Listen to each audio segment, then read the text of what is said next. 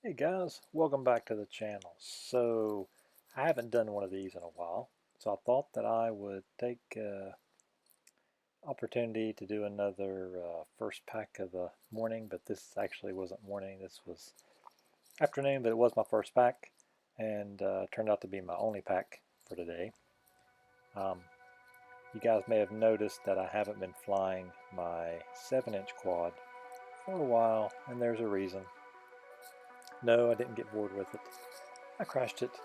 Um, and it wasn't a crash that was anything I could really do anything about. Seems that my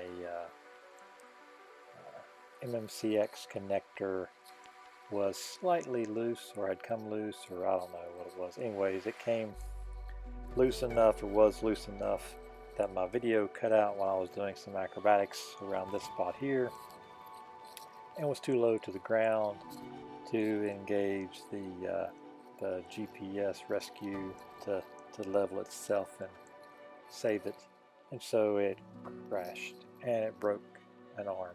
These are like 5mm arms. Anyways, broke an arm, and then so I had to order a new one, and it came in, and well, before it came in, I decided to the motor got ripped loose too, and I decided to hook all that stuff back up. And when I did that, found out that my ESC got fried in the crash, and so when I plugged the battery up to it, I had a nice big puff of smoke, and nearly ruined my, one of my 6S packs, and it was a big mess. So I had to order a new ESC. So got that all in the other day, got it all built, and the weather's just been kind of blah and kind of overcast, and I just really haven't any time. So I finally had some time today, and when I wanted to fly, I was like, you know what? I'm just going to push it over the water. I gotta get past my fear. I'm going to be flying level, so if video goes out, I'll just flip the switch and it'll be all good. So I went flying and flew it across the river there that you just saw. And let me tell you, I was nervous the entire time going all the way across there. Yeah, having lost one in the water, you know, it kind of does that to you. Even when you've got a safety net, the GPS and stuff, you still, you know, you gotta trust the stuff. So anyways, sent it across there, and flew not too far, it was about half a mile out, I guess, across there and then back. And then I decided just to kind of fly around here at the park and just kind of cruise. I had recorded DVR, well, I thought I recorded DVR, but my DVR didn't record yet again. I've got to get that problem solved before I really push this thing very far. I mean, of course, if I went over here and lost it, it'd have been done for. But you know, I just got to get I got to get a little bit of extra safety net there in case, you know, I'm flying out, and I want to be able to recover it, worst case scenario, you know. So I'm still trying to figure out what's going on there. I might end up getting the ImmersionRC power play and using that.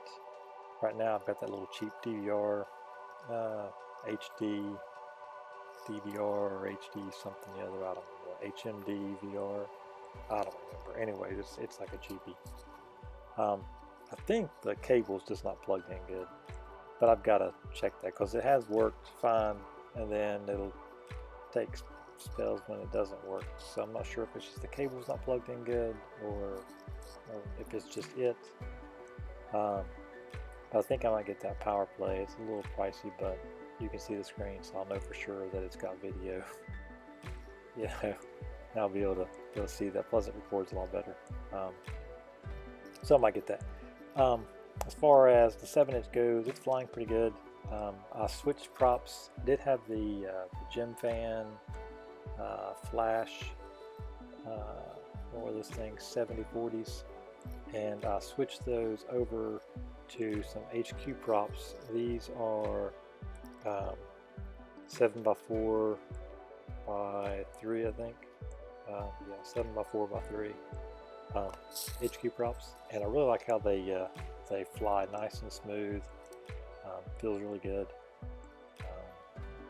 fairly efficient. I think for this whole flight, and this was just a simple cruising flight, but for the entire flight I think I was running under 20 amps I was drawing, so pretty good. I got about a 6-minute flight or so there, just kind of cruising. I could probably get a little bit longer flight than that if I took it a little bit easier, but that's probably about right for the battery and the weight and everything. I got a smudge, looks like, on the video.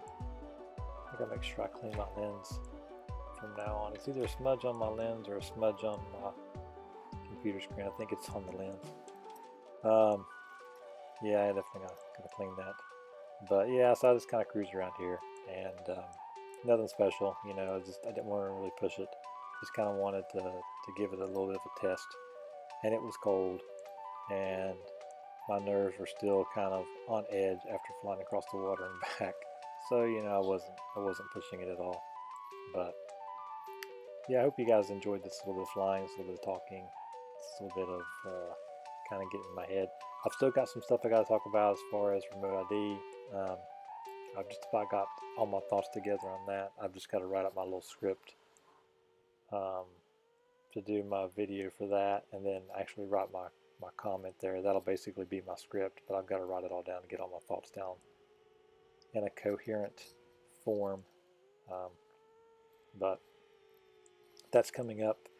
Also want to talk about these camera butter filters. I don't have one on this camera right now, but I really like those things. They are really nice ND filters and super easy to use, especially for the session. You know, they just stick right on there, and you can take them back off, and you can put them back on. You can just reuse them over and over and over again, and they're pretty durable. Although I did break one. If you saw my tree proximity flying I did the other day, I hit that one lens, smacked it just right. It was pretty hard branch, and busted it. So it saved my GoPro, I guess. Anyways, hope you guys enjoyed this, and I hope you guys have a great day, and I'll see you guys in the next video. Peace.